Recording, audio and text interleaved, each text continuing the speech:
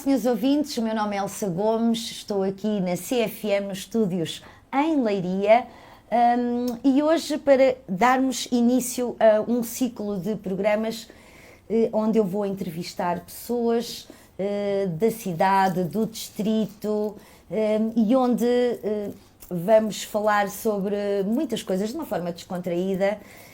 Este programa chama-se Metro e Meio de Conversa, dado o meu grande porte físico, e portanto em Metro e Meio de Conversa vamos ter coisas muito engraçadas e algumas curiosidades para saber também sobre os nossos convidados.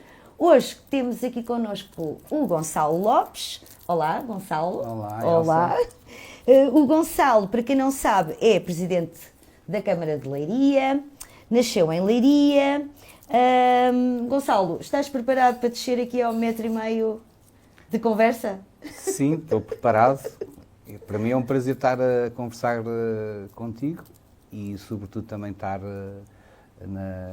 neste novo projeto da rádio Sister FM, que tem o estúdio em Leiria. Portanto, para mim é um prazer estar aqui nas vossas instalações e também estar contigo a falar durante os próximos minutos sobre os temas que tu bem quiseres. Pois, isto vai ser, eu nem disse ao Gonçalo muito bem o que é que nós íamos falar, portanto, vai ser giro, isto vai ser interessante, Olha, vamos começar pelo homem por trás do cargo. Portanto, tu és o Gonçalo Lopes, nasceste em Leiria, estudaste aqui, eu lembro-me de ti da escola, estudaste aqui no Liceu Francisco Rodrigues Lobo, verdade? Sim, estudei no liceu, estudei na escola comercial e pronto, naturalmente, na altura o liceu, a escola comercial, éramos todos muito poucos, é natural que uma pessoa pudesse sair à noite, se encontrava ou no pátio ou nos convívios, e hoje de facto temos uma memória, não só da Elsa, que já na altura não parava de um lado para o outro, mas tínhamos de facto grupos de amizades muito grandes, onde as pessoas geralmente conviviam de uma maneira diferente, porque tínhamos muito pouca oferta também, não é? É verdade. Ou eram os grupos do desporto, era o grupo do handball, era o grupo do futebol, íamos ao pavilhão ver um jogo de futebol, na altura também só havia 2 canais de televisão, agora temos muito mais. Agora temos tanta coisa. E íamos ao centro comercial de Dom Dinis, andar nas escadas rolantes, ao salão de jogos, portanto a vida da nossa juventude estava muito diferente. E fomos felizes.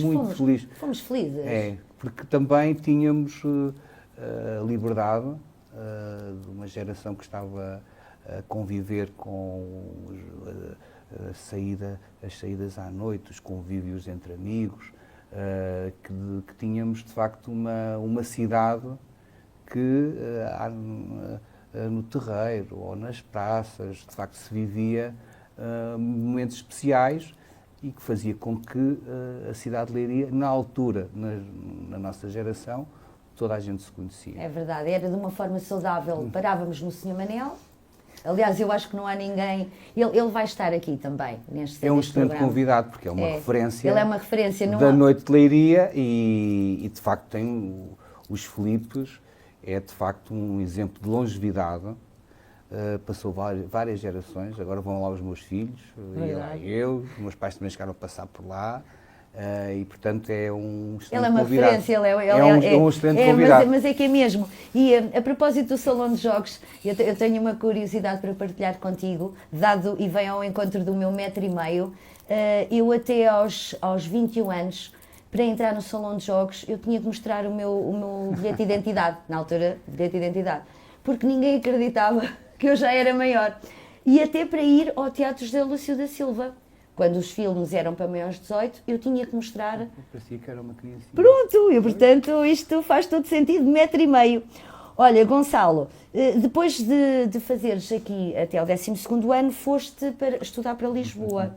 E aí, como é que tu te sentiste sair deste meio, como estás a dizer, desta cidade em que basicamente nós tínhamos 3 ruas, não é? Ou melhor, 3, tínhamos a Marquês de Pombal, tínhamos o Bairro dos Capuchos, tínhamos o Terreiro e a Avenida Heróis de Angola, e de repente vais estudar para a capital. Como é que te sentiste? Como é que foi essa transição?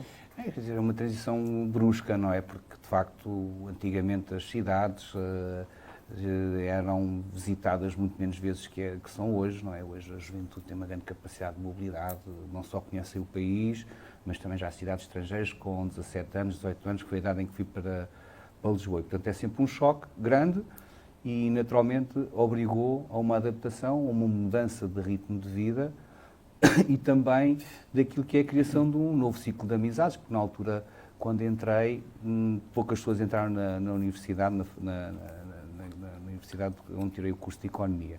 Portanto, teve-se criar novos ambientes, conhecer novas dinâmicas, não só a cidade, mas também novos amigos. Isso é sempre um momento de adaptação difícil, mas demora um mês. Ao fim de um mês uma pessoa entra num ritmo... Já conhecias tudo, já um ritmo, já te porque eu, por acaso, é assim, a minha faculdade, que era o ISEG, fica junto à 24 de julho, e portanto é natural que ao fim de um mês a gente já conheça não só o bairro onde a gente vivia, e de facto hoje olhamos para Lisboa, aqueles prédios que na altura eram prédios muito antigos, onde a gente alugava um quarto e eram edifícios muito velhos, muito degradados, e que eram sobretudo alugados a estudantes, ou viviam lá pessoas idosas. Hoje a cidade de Lisboa mudou, o país tornou-se um país turístico, não é? Em virtude daquilo que é a sua beleza natural e o património que tem e a sua história, e hoje visitamos esses bairros, não é? Como Alfama, Madragoa, onde eu vivi, e de facto hoje essas casas antigas, esses prédios antigos estão todos remodelados, muitos direcionados para alojamento turístico, e a cidade mudou. E foi uma experiência notável, porquê? Por vários motivos, faz lembrar. Aprendi a jogar King e espadinha, porque era os intervalos ou os furos no bar da universidade, onde jogávamos muito. Portanto, aprendi muito a jogar cartas, passávamos muito tempo a jogar cartas. E à noite, esta realidade das marchas populares em Lisboa é uma realidade que nós não tínhamos aqui em Leiria, tão marcada. Embora haja também através dos bairros. E então, eles começam a ensaiar para aí em janeiro, fevereiro, as marchas. Então, tu não me digas que foste às marchas. E a marcha ensaiava no quartel de bombeiros, ficava ao pé da minha casa, e portanto eu começava a ouvir eles a marcharem e a cantarem esse período todo e ficava fascinado, porque a gente olha na televisão aquele espetáculo, mas não tem noção das horas que tem que preparar, dos cruzamentos, e quando fazem os ensaios, não o fazem devidamente vestidos, trajados, não é? Fazem-nos normais. Mas tem muita hora de preparação e depois fascinou-me bastante. Portanto, vivias ali naquele centro nevrálgico, não é? E então assistia muitas vezes aos ensaios e havia durante a noite as diversas marchas, e é um pouco a cultura de Lisboa que também me fascinou bastante. Na altura, Lisboa não tinha tantos turistas, não é? Nós também circulávamos com mais segurança e hoje temos uma cidade, uma capital que se transformou. Portanto, eu terei o curso criando eu nunca chumbei, nenhum ano, e nunca deixei nenhuma frequência para exame. Isso fazia com que eu tirasse muitas noitadas, porque depois tinha que conciliar não só a vida social, a vida académica, a diversão, a política, que na altura também já tinha atividade política, já tinha reuniões, Associação de Estudantes. Portanto, começaste então ainda na Associação de Estudantes?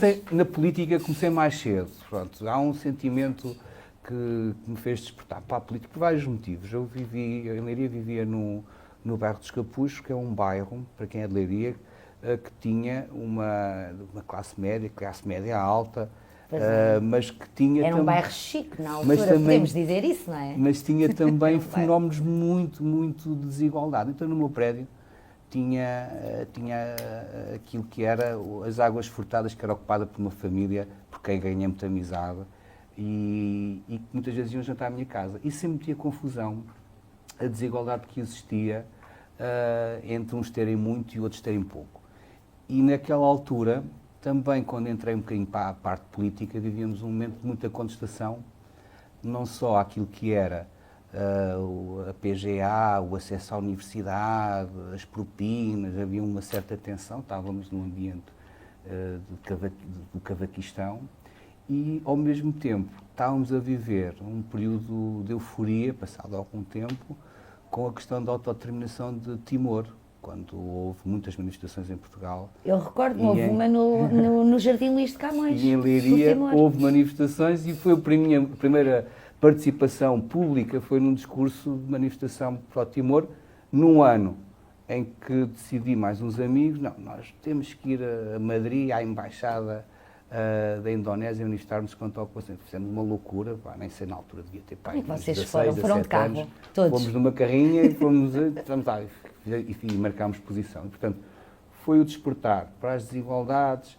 para as questões associativas, académicas e também sociais que fez despertar este interesse pela política. E achaste que aí então podias no fundo ajudar a contrariar estas injustiças através da política, tomando uma posição na sociedade, não é? Não, quem tem uma intervenção na política ou associativa tem que ter sempre uma capacidade de pensar muito nos outros e no coletivo, e não individualizar as questões particulares, resolve um problema particular, é tentar resolver o problema no global. Claro. Com critério e com justiça, que é o exercício que os políticos têm que fazer na sua ação. E não é só os políticos, nós no dia-a-dia temos de ter critério na nossa vida, porque entrar em contradição é um fator de descrédito. E, portanto, desde essa altura começou a tentar fazer este exercício, esse balanço de equilíbrio. E tentarmos sempre colocar também na posição dos outros, não é? Se tem aquela atitude... A chamada empatia. Empatia é compreender o outro. O que está por trás daquilo tem que haver uma explicação. A pessoa não pode ser assim tão má, não pode ser assim tão rancorosa. O que é que levou a ter esta atitude? Este exercício começamos a fazê-lo desde muito cedo para conseguir encontrar soluções. E depois há também as questões de dinâmicas de convívio, de amizade, de camaradagem que se consegue. Eu costumo dizer, na política fazemos muitos inimigos, mas também temos amigos, não é? E cria-se cumplicidades, amizades, seguidores, pessoas que a gente admira pelo seu trajeto de vida, como António Guterres, Mário Soares. São essas pessoas também que nos guiam na maneira como intervêm, da maneira como pensam e que nos faz acreditar em que podemos transformar o sítio onde vivemos e o sítio onde trabalhamos. E não desistir, sobretudo, e acreditar no bem. E o que transformou muito na sociedade, desde essa altura, portanto há cerca de 20, 30 anos para os dias de hoje, é que hoje o grau de exigência cívica é muito maior. O nível de escrutínio, o nível de pedido. Até porque a exposição é enorme. Agora é maior porque também não havia redes sociais. Portanto, na altura, nós, quando chegava a casa, na altura quando se namorava, a gente passava o dia todo a namorar, chegava a casa e estávamos à espera que a namorada chegasse a casa para chegar ao pé do telefone e ligar. Passávamos mais um tempo ao telefone. Mas na altura combinávamos coisas sem telemóveis. Pois é, isso. E não falhava. Era através da rede fixa, estava à espera do telefonema e depois dizia, mas acabaste de estar e ainda não continuas ao telefone.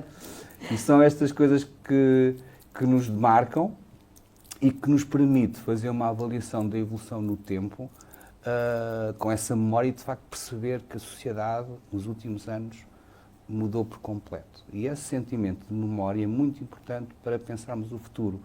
Nós sabemos como é que foi quando éramos jovens, sabemos as dificuldades que passámos.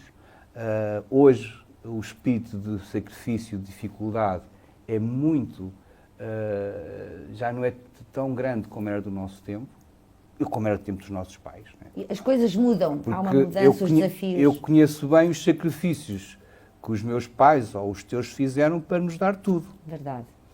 E também sabemos que continuamos a fazer sacrifícios para que os nossos possam ter. A geração mais atual já não tem esse tipo de sacrifício, porque hoje tem uma lógica de ser feliz. Aquilo que falávamos há pouco.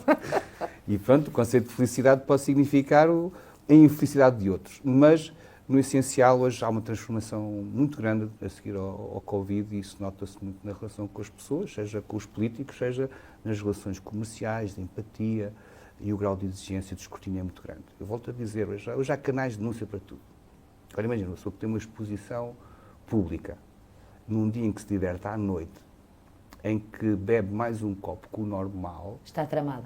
Parece que não é ser humano. É como, portanto, não desligam a tua figura. Um político, mesmo com uma posição que tenho hoje, e para mim eu continuo a ser igual, não faço distinção de ser presidente ou não ser presidente, eu tenho uma vida pessoal que me permite, se me apetecer beber um copo a mais, bebo. Claro. Não posso é conduzir. Claro, isso aí não, Pronto, não. Isso é convém. Não, mas hoje já temos hoje em dia as pessoas formas. estão à espera de uma pessoa que tenha um referencial de bons costumes que, efetivamente, no que diz respeito à vida profissional e política, o grau de exigência acho que tem que se faça. Noutros patamares, acho que ultrapassa limites e linhas vermelhas que não devem ultrapassar. Mas isto é uma linha muito geral, ou seja, vê-se muito estes fenómenos de as pessoas que têm uma exposição, parece que tu estás 24 horas presidente da Câmara de Leiria, não é assim? Tu és o Gonçalo Lopes, tu tens a tua vida, não é? Faz lembrar, quando uma pessoa vai a um café ou vai cortar o cabelo, ou assim, olha, eu sei que não é o sítio certo para falar sobre este assunto. Epá, mas tenho lá um problema ao pé de casa, à passadeira, ou é preciso colocar lá não sei o quê. E tu começas... Está bem, está, mas é que a ver que a gente consegue fazer. O grau de tolerância também do político pode-se esgotar. Tem a ver com o cansaço e com o stress. Portanto, somos seres humanos como outra pessoa qualquer. O problema é que, do lado de quem hoje convive com o político, olha para o político como um saco de boxe. E que é assim, se estás na política, tu tens que apanhar e calar. E não podes... Ou seja, eu para ser feliz, eu tenho que carregar em ti, mesmo que isso te torne uma pessoa infeliz. E não querem saber. E, portanto, eu costumo dizer, bem, o legado de Presidente de Câmara, de facto, não é a melhor profissão do mundo. É que chega-se a um ponto em que o pessoal entra num nível de saturação que tem uma grande capacidade de resistência, tem 2 estômagos, eu costumo dizer que é preciso ter 2 estômagos, um é para comer, outro é para ir engolir tudo aquilo que a gente ouve, e vai engolindo. Há um dia que explode, e às vezes, e quando explode, dizem, olha, esta pessoa transformou-se, mas pronto, tornou-se uma pessoa normal, porque muita gente explode. Exatamente. No fundo, tu já respondeste aqui um pouco à outra pergunta que eu tinha para te fazer, que era...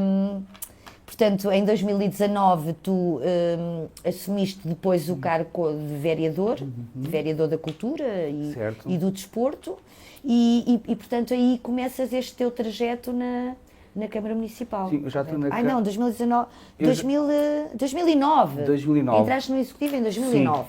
Sim. 2009. O desafio autárquico é algo que começou já há 4 mandatos. Portanto, para o ano vai fazer 16 anos.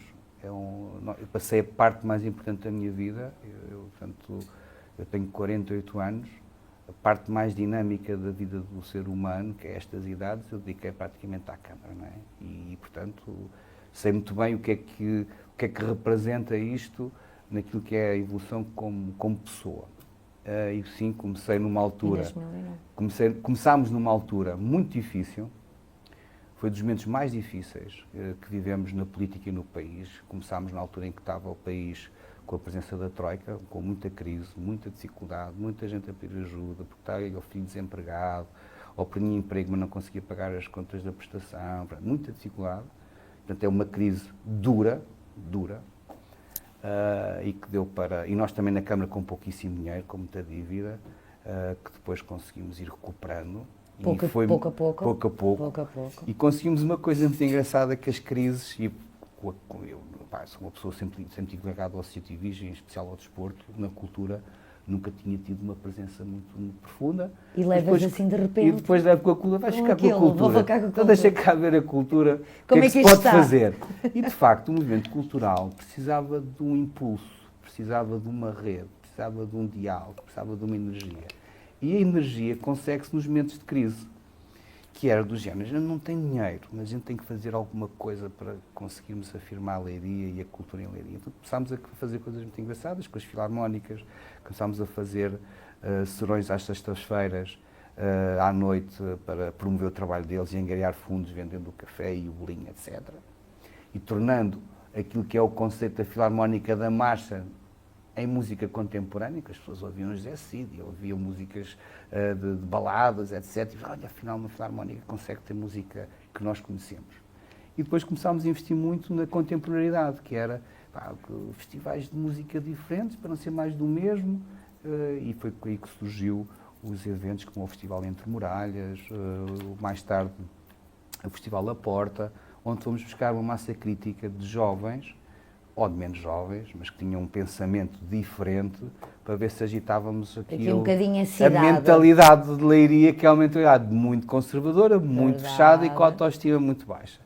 E acho que se conseguiu, e portanto durante 10 anos fui o rosto da cultura em termos do município e conseguiu-se fazer um trabalho notável e transformámos muito aquilo que é a imagem de Leiria. Verdade, e acho que depois muito sucesso que tive a seguir, quando fui candidato a Presidente de Câmara, acho que muitas pessoas votaram também. Reconheceram-te esse mérito. Sim, tanto mais que eu sou conhecido ser o Presidente das Festas, não é? É, exatamente. Foste feliz nessa altura? Muito, para já porque o nível de exposição era muito inferior. Uma coisa é ser vereador, outra coisa é ser Presidente. Depois, porque tínhamos que unir os esforços das pessoas. Eu adoro sentar-me à mesa com pessoas e definir projetos e ideias e tal. E ouvir as pessoas e começares a... E começar a desenhar, e faz assim, faz assado, e entra-se por ali, faz aí, depois faz só o pormenor e tal. Depois, o que é engraçado é que quando tu começas a ver, antes dos outros estarem a ver. E já estás a imaginar. E já estás a ver que vai correr bem, vai correr assim, assado e cozido. Portanto, isso é algo que também é algo que é importante. Que bom. E nesta parte da cultura foi um projeto interessante como autarca e depois, mais tarde, já como Presidente, tive uma outra crise. E aí sim em 2019, agora a minha correção, portanto, tu foste vereador da Educação, da Cultura e Desporto em 2019. Entras então... E como Presidente e levo a outra crise, que foi a crise do Covid. Não é? Pronto, exatamente. Portanto, dois desafios assim. Aí foi a loucura. Os desafios são para os fortes. Foi a loucura e naquela altura foi um momento muito dramático, porque fomos a primeira Câmara a mandar pessoas para casa, os funcionários vão para casa. Mas para casa, não é? Levem os computadores, a gente está a arranjar a maneira de pôr tudo online. Posso para casa. E nós ficámos na Câmara, o que foi ótimo, porque não tínhamos tanta gente a pedir-nos coisas e dava para a gente tratar. E então os vereadores todos diziam, olha, acabou os vossos pelouros, agora vocês são vereadores Covid. O que é que a gente tem que fazer para salvar o pessoal? E pronto, desde tudo, desde falar com empresários para transformar a produção, para fazer as fatos de plástico, para fazer máscaras, tudo aquilo que foi necessário. A limpezas nas ruas, não sei o quê. Criou-se ali assim um movimento. Um movimento único, que depois, mais tarde, até por avaliações que foram feitas, classificam o Conselho de Leiria como o Conselho de Leiria com o melhor desempenho no combate à pandemia, que é uma coisa extraordinária. Verdade. E na altura também acho que foi um sinal de agradecimento as pessoas nas eleições terem acreditado no nosso projeto, porque sabiam que a Câmara estava ali para resolver problemas, que era o associativismo não fazia atividade, mas nós continuávamos a pôr dinheiro, o comércio estava com dificuldades, nós arranjávamos maneira de apoiar financeiramente ou comprando coisas, portanto mantivemos a economia em funcionamento, a atividade, então na cultura... Muito complicado. Alugámos caminhões para andar a circular. Foi uma maneira de financiar também alguns projetos. Pronto, nós não fomos para casa naquela, vamos para casa e poupar. Não, a gente vai continuar a trabalhar em segurança e garantir o sucesso. Que as pessoas dentro daquela adversidade se sentissem ter acesso às coisas, à música. E depois era tudo, lembro assim, agora temos que começar os testes. A loucura dos testes, testes, já estão a fazer testes em Lisboa, temos que fazer testes em Lisboa. Onde é que isto vai fazer a testagem? Pois era o sistema de drive, não é? Mas para o estádio. Transformámos o estádio no quartel-general não só dos testes, e mais tarde, quando começam as vacinas, montámos um sistema lá e, portanto, e o pessoal... Estou muito grato, não só aos funcionários da Câmara, mas a todas as pessoas que ajudaram. Fez-se um trabalho extraordinário e acho que isso marcou uma maneira diferente de ver a Câmara, que é a Câmara está ao lado das pessoas para resolver os problemas. E sabem que, do ponto de vista tático, eles são capazes de resolver os problemas de um dia para o outro. Porque hoje temos de ter um sentimento prático de resolver as coisas. E isso é algo que nos caracteriza, felizmente, a mim e à minha equipa, que é quando temos um problema, a gente tem que encontrar a solução. E tem que ser. Não vale a pena a solução tem que ser não é encontrada. Possível, não, isto tem que haver uma solução. Isto vai acontecer. Isto vai acontecer. Gonçalo, há também aqui um reconhecimento no fundo, que vai ao encontro daquilo que estás a dizer, de Leiria como sendo uma cidade em constante modernização. Qual é para ti a prioridade para o município neste momento? Sim. A prioridade, quer dizer, há várias, não é? Há muitas, Há muitas, mas imagina, eu estou a fazer aqui a fita do tempo, não é? Uma crise de 2010, muita crise, desemprego, miséria, muito complicado. Tiveste uma outra crise, que é esta do Covid, sais do Covid, entras numa crise de inflação. Uma crise financeira. E vives uma crise de pleno emprego, mas onde o custo de vida é muito elevado, onde os preços dispararam, as pessoas têm trabalho, Crise energética, foi a crise energética, a guerra da Ucrânia. Com a guerra da Ucrânia, e tens um fenómeno de imigração. Não é? O grande desafio no mundo, é por isso que a extrema-direita cresce, é por isso que o Trump ganhou, não é? As pessoas estão a voltar a querer fechar-se nas suas fronteiras e a tirar fora aquilo que é a imigração. Hoje é o tema, não é? Quem tem um discurso anti-imigração dá votos. É assim que o Trump ganha, e na Europa, todos os países hoje são governados à direita em virtude de um discurso contra a imigração. E, portanto, o grande desafio das cidades ou dos países é conseguir que haja uma integração plena, porque há uma contradição objetiva, que é nós temos falta de mão de obra, não existe mão de obra, precisamos de imigração, e, portanto, não podemos ter só ver o lado mau, temos que ver o lado bom. O lado bom também. E, portanto, eu visito muitos lares, e convivo muito com os agentes económicos, e há sítios onde, em lares, 50% da mão de obra é estrangeira. Sim, Leiria de pessoal repente... que recolhe o lixo são mais os estrangeiros que os portugueses. Ou seja, restauração, vais para a restauração. Na restauração, maioria, portanto, nós já não conseguimos ter um país sem ter mão de obra estrangeira. E, portanto, o grande desafio de Leiria é conseguir criar todas as condições para um bem-estar social, que as pessoas se habituaram. Nós temos uma qualidade de vida muito boa em Leiria e que pode-se degradar com o aumento da população, com o aumento da atividade económica, vindo de pessoas com outras culturas, e, portanto, há aqui um choque. Verdade. Este é o principal desafio, que é como responder a isso. Há uma resposta que é, nós temos de ter mais resposta social. Nós temos de ter mais creches para que nenhuma criança fique de fora, nem a brasileira, nem a portuguesa. Nós temos de ter mais salas de aula. Nós temos de ter mais médicos, nós vamos ter que ter mais polícia. E já agora... E temos que ter mais resposta para que toda a gente se sinta bem. E senão... os túneis para aliviar o trânsito, porque de repente eu sinto que vivo... Numa metrópole. Sim. Naquelas horas mais complicadas. De ponta. Tem uma explicação. Incrível. Há mais pessoas, essas mais pessoas... eu vou dar o exemplo, só a população estrangeira que temos em Leiria, que é muita. Nós temos tenho 130 mil pessoas. 130 mil? Mas eu acho que não pode ser verdade. Tem que ser mais. Tem que ser mais. É mais, 130 mil pessoas, a gente conhecia mais ou menos uma catrafada delas. Exatamente. A gente vai em um sítio, a gente só vê pessoas que não conhece, portanto, pessoas que vêm de fora, pronto, portanto, é natural que sejam muito mais. E essas pessoas que vêm de fora compram um carro. Porque eles compraram um carro, por 2.000 euros compra-se um carro. Então nós temos muita chaparia a andar na rua. E quando se avaria, ficam estacionados ao pé de casa e depois nós nunca tivemos tanto carro abandonado como agora. Portanto, há uma carga que cresceu com o excesso de pessoas que estamos a receber com o mesmo nível de estradas que tínhamos antigamente. Portanto, há uma pressão maior e tem que se criar estratégias. Uma delas é o aumento da oferta de transportes públicos. E que as pessoas temos que ganhar mais clientela, não é? Mas por isso precisamos ter um transporte público mais atrativo, mais sexy, não é? Exatamente. E queremos para o ano ter viaturas elétricas mais confortáveis, com um novo terminal. Portanto, para diminuir um pouco também esta pressão do vai uma pessoa por carro. Por um carro. Mas esse aspecto da mobilidade vai mudar e é assim, só no tempo em que nós fazíamos 18 anos, queríamos ter carta de condução. Pois, era o sonho? Hoje em dia, os miúdos com 18 anos, a prioridade deles não é ter a carta de condução, é ter mobilidade. E partilham boleias e usam o Uber, Bolt. E, portanto, o nível de mobilidade mudou, o que é interessante e importante, porque se todos tivessem carta de condução, então ainda seria pior. E o transporte público melhorado pode aliviar um pouquinho a carga da mobilidade em Leiria, embora as pessoas em Leiria sejam uma das cidades do país mais dependentes de carro, não é? Porque o carro sempre foi um ato de estatuto. Sim, um statement.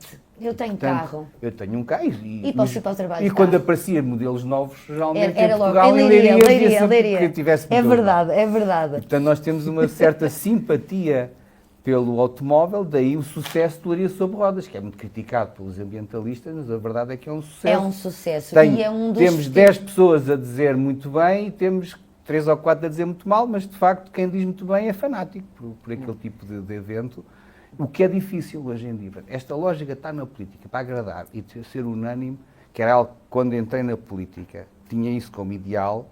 Depois com o tempo não, é impossível. É impossível agradar a todos. Não conseguimos. E não mesmo conseguimos. Eu não consigo. Atividade, pronto, há sempre uma rede, há sempre alguém que não gosta. Há sempre alguém que não gosta. E há coisas engraçadas assim. Há pessoas que não gostam de nós e dizem, mas porquê? Não nem sabem porquê. Mas foi qualquer coisa.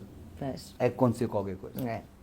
Olha, a nível de... Portanto, estamos a falar a nível local, o posicionamento de Leiria também a nível do país. Eu sei que Leiria também tem uma posição na comunidade internacional e que tem havido aqui também algumas colaborações que têm sido benéficas para Leiria. Queres desvendar um pouco sobre como é que nos estamos a posicionar também para o mundo? Para o mundo. Sim, nossa posição, em termos nacionais, o nosso posicionamento passará muito por afirmarmos como um concelho, uma cidade atrativa para viver, com qualidade de vida, garantindo as respostas que ainda há pouco falei, das creches, dos lares da mobilidade, da segurança, depois ter uma boa resposta na cultura, com as academias de dança, de teatro, de música, que é muito importante e que temos, respostas na área do desporto, com as academias desportivas, das mais diversas atividades. Tão bonito. Portanto, esse projeto. Se nós garantirmos estas ofertas, nós continuamos a ser uma cidade atrativa. E quem é que nós vamos atrair? Quem é que podemos atrair? Pessoas que hoje estão em Lisboa e que não são felizes em Lisboa. Mas eu já começo a ouvir E que não são felizes porque o trânsito lá é 10 vezes pior que cá. 10 ainda do que cá. E depois o custo de vida lá é muito superior. E, portanto, assim, se Lisboa é mau, nós em Leiria dizemos que também não estamos bem, mas a verdade é que somos atrativos para pessoas que vêm dessa série. Portanto, Lisboa, no panorama estratégico, é importante para nós. E depois temos uma dinâmica internacional que temos que aumentar, não é? O relacionamento com países como a França, onde temos uma forte ligação, não só com as comunidades estrangeiras, de pessoas que nasceram em França e que gostam de Portugal e que temos vindo cada vez mais pessoas a querer comprar aqui casa, mas sobretudo os imigrantes que têm optado por investir muito do dinheiro arrecadado na sua carreira em Leiria, onde temos o exemplo do comendador Armando Lopes, de outros amigos, conheço alguns, o próprio Armando, o nosso amigo comum, que também investe e, portanto, nós temos de ter um carinho e uma atenção especial para esses portugueses que passaram a sua vida em França e que hoje querem investir na sua terra natal. E querem trazer para cá. E esse relacionamento eu estimo, faço, tenho amizade e tenho respeito e admiração por eles podem fazer a diferença em Leiria. Para além disso, depois há uma dinâmica noutros quadrantes, não é, que temos que manter. Nós hoje temos uma boa relação com países mais distantes, como a China, mas também temos um excelente relacionamento com os países emissores, nomeadamente o Brasil. A Argentina. Hoje temos a Argentina. Com o Brasil temos uma associação de integração de brasileiros no Conselho, muito dinâmica, com uma pessoa que se esforça diariamente para dar suporte a essa integração. E, portanto, a dinâmica internacional existe porque hoje a Leiria é uma cidade multicultural. Vamos às escolas e são, vimos 20, 30% de turmas com jovens estrangeiros. Tem um chinês, tem um ucraniano. Tens pessoas de tudo. Tudo, tens tudo. E depois perguntas, então quem é o melhor aluno? E diz a professora, olha, o melhor aluno da matemática é aquele chinês que está ali. Então, e quem é o melhor aluno de uma maneira geral? Temos ali aquele miúdo, o ucraniano é uma cabeça. Não? E depois está lá muitos brasileiros. Então, e os brasileiros, esses miúdos são os melhores no recreio. No recreio. Convívio, E na música, e no futebol. Ou seja, hoje, de facto, a escola mudou muito. Não tem nada a ver com o tempo antigo. E este tipo de mudança é o grande desafio para os próximos anos. Ok. Estamos a falar, temos desafios futuros que têm a ver com esta questão da multiculturalidade e das questões da integração. Olha, e se tivesses, agora, eu não sei há quanto tempo é que nós estamos a conversar, porque estas conversas são como as cerejas e provavelmente, eu não conheço esse sinal. O que é que isso quer dizer? 35 minutos, está espetacular, eu acho que estamos a ir bem, estamos a ir bem. Vamos agora aqui passar uma parte assim mais leve, portanto, eu de facto queria te fazer estas perguntas, porque tu como cidadão, munícipe, primeiro munícipe Gonçalo Lopes e depois o teu cargo, presidente da Câmara de Leiria. Se tu tivesses que descrever Leiria como um prato típico da região, qual é que escolhias? É assim, a nossa diversidade, a Leiria é incrível. Tem de tudo, não é? Eventualmente podia dizer que era tipo um cozido à portuguesa, não é? Porque tem muitas tudo, coisas, tem um bocadinho, tem os legumes, tem o arroz, tem a carne. Comes a cabeça de nabo? Eu não adoro. gosto. Eu adoro. Pronto, podemos ir almoçar juntos. Tudo o que é cabeça de nabo pode passar para mim.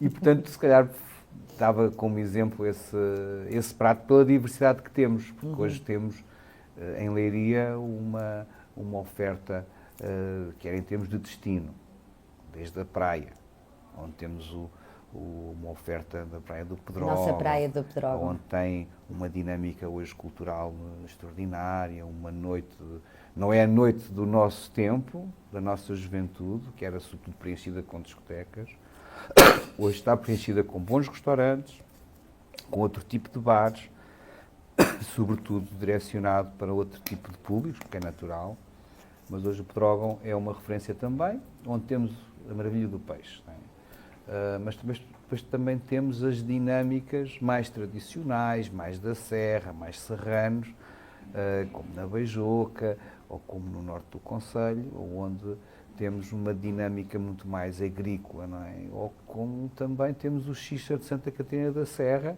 Tão que é bom. servido com bacalhau. Portanto, hoje temos de facto uma variedade. Nós dentro de Leiria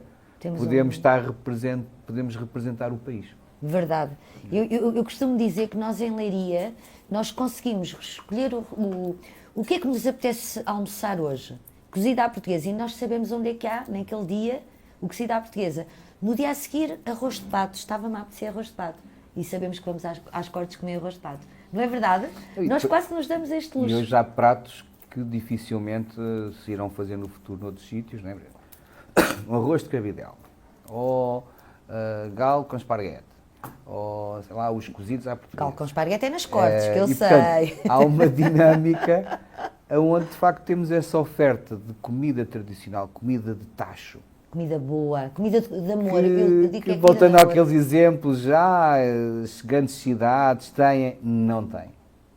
Quer dizer, podem ter, mas são restaurantes de luxo, que querem recriar um ambiente tradicional. Nós ainda vivemos. Nós vivemos ainda. Nós ainda temos. Temos essa sorte, temos essa sorte.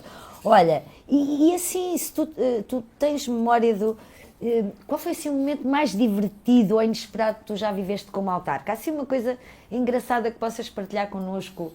Assim, um momento engraçado, uma coisa que tenha ficado na memória. Assim, nós temos muitos momentos caricatos, temos muitos de surpresa, de tentarmos improvisar, temos muito improviso, não é? Porque nós hoje somos despertados para acontecimentos que não estamos à espera, à última da hora, temos de ter uma capacidade de jogo de cintura muito grande. Tenho muitos episódios muito associados a isto, desde chegadas a momentos caricatos em que tens de fazer um discurso e que de um momento para o outro tens que lidar com uma série de pessoas sobre determinado tipo de assuntos. Vou dar um exemplo de uma coisa caricata que aconteceu e que a gente hoje dá para rir, na altura deu para chorar. Né? Que é organizar um evento para idosos num restaurante onde pela primeira vez era a experiência do restaurante a servir mais de 300 pessoas, que era oferecido por nós, e de repente nós chegamos, passa meia-dia e meia, uma hora e meia, e disse, então, mas não sai comida da cozinha? E pá, chama lá a cozinheira, chama lá. E dizem, olha, quer ajuda, a gente começa aí a servir o pessoal, porque isto não pode, o pessoal, entretanto, não, que a gente está a tomar conta do recado. Está tranquilo. Não, a gente não vai claudicar. E entretanto começa a ouvir pim, pim, pim, pim, os velhotes a batendo com os pratos, batendo nos pratos e dizem, aí vamos morrer aqui dentro. Pronto. Vamos ser E chacinados então aqui. lá se levantei-me, virei-me para o vereador e disse, pá, vamos para a cozinha, vamos buscar temos que começar a servir este pessoal. Então pegámos na travessa e começámos a servir e no fim foi o caos, não é? Que é engraçado, porque este tipo de momentos dá-nos para mostrar que temos de ser mesmo criativos, isto é uma coisa do povo português, não é? Que é encontrar soluções nos momentos mais difíceis. Na hora. E isso distingue... Isso distingue-nos de um alemão. Um alemão não consegue fazer isso. Isso é uma característica, e nós temos na política, ou na vida profissional, quando somos chamados a intervir desta maneira, nós não falhamos. Faz lembrar uma vez num seminário, uma pessoa amiga, que é engenheiro, contou o percurso de vida dele e diz que trabalhou com uma empresa alemã em que ia montar torres eólicas aqui na região, e a empresa alemã é que lidava, não é? E correu tudo muito bem, até que para o último, quase perto, houve um problema que não estavam à espera, porque é tudo cronometrado, tudo certinho. Tudo à hora, aquilo tudo é um minuto. E os alemães pararam e ficaram bloqueados, e quem apareceu para resolver foi o português. E ele, para representar, depois na apresentação que fez este episódio, não é?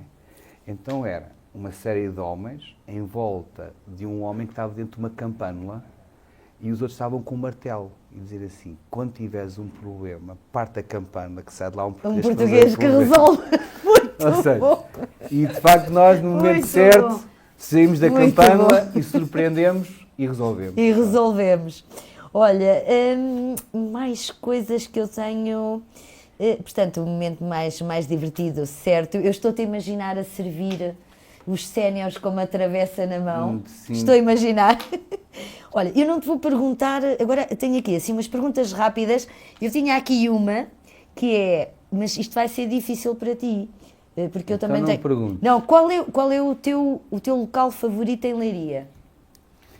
Sim, vamos lá ver. Leiria quem é de Leiria, há uma coisa que faz sempre depois de vir de férias, não é? Ou quando passa muito tempo fora, que é, temos que passar sempre para ver o castelo. Sempre. Para lavar os olhos. E, portanto, há um sítio fantástico de ver, é na Fonte Luminosa e na praça, de facto tem uma vista extraordinária, portanto, são os sítios, são os spots, né, como se diz hoje em dia, obrigatórios. Portanto, é oblige. Portanto, é o sítio onde gosto e onde passo geralmente. Ainda continuo a fotografar e gosto de ver. Eu costumo dizer... Não me sai dos olhos, não é? Não sai. Eu costumo dizer, Gonçalo, e eu já conheci algumas praças, algumas cidades, assim como tu, que a vista da Praça de Lisboa, a vista do castelo, é uma coisa... É das praças mais bonitas. A pessoa que eu ainda hoje me fascina ver. É verdade, concordo. Posso dizer que esse é o sítio mais marcante. Prato típico da região que tu mais gostas? É assim, eu aprecio muito, ainda há pouco, eu gosto muito de leitão da Boa Vista, porque de facto é um leitão muito especial. E é. Em termos da maneira como é servido, como é cozinhado, e nós de facto temos aqui uma referência nesta área. Sou muito suspeita para falar. Eu sei, porque tu conheces bem aqueles restaurantes todos.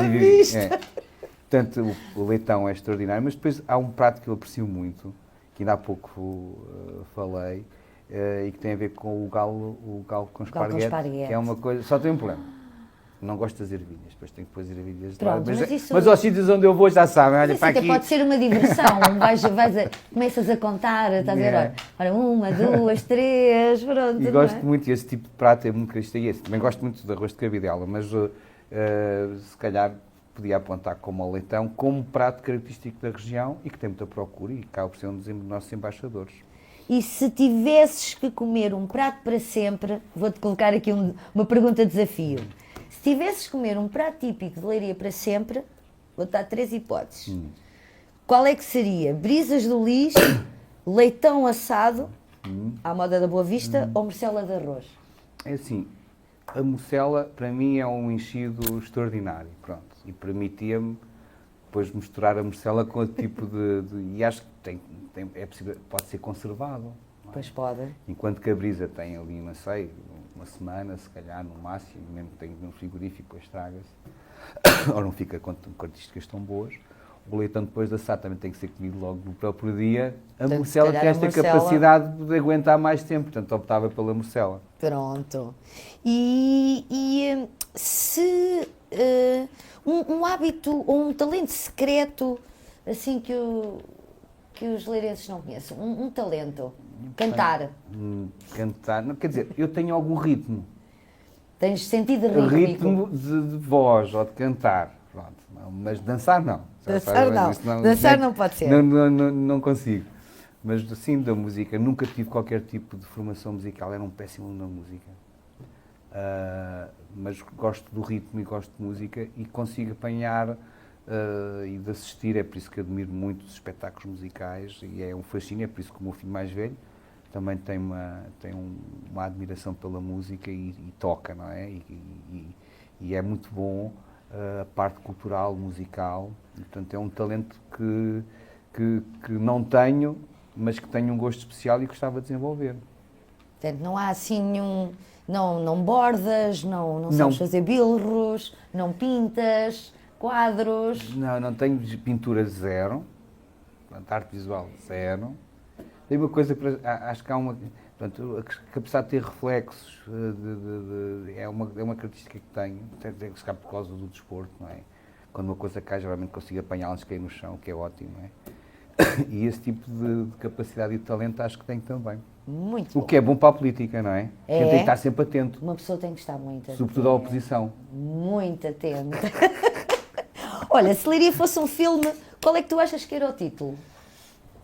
Sim, eu acho que podia ser, não faço ideia qual seria, não seria um filme de ação, seria eventualmente um filme de romance, não é? Romance até musical. Sim, musical com os musicado. carros clássicos. E portanto acho que podia ser um filme associado a uma história de amor, não é? Que tenha uma paixão especial e que seria seguramente um dos romances. E nós temos aqui alguns exemplos de histórias de romance que foram idealizados aqui, como foi o crime do Padre Amaro, e que pode ser de facto um exemplo daquilo que é não só uma lógica de drama e de romance associada a uma história que foi idealizada e pensada pelo Lessa Queiroz em Leiria e que de facto pode ser um filme que se associa muito bem à nossa história. Podia ser Leiria existe e tem amor. Eu agora Pode ser. estava-me a lembrar do hashtag Leiria não existe, que pegou, eu quero trazer cá, tenho em mente alguns convidados também que nos vão falar sobre essa história do Leiria não existe, que é incrível. Não, Eu chego a Lisboa e vejo Leiria, um placar. Leiria não existe. É um marketing arriscado, que é contrariar aquilo que nós defendemos, que é afirmar a Leiria como local de existência, não é?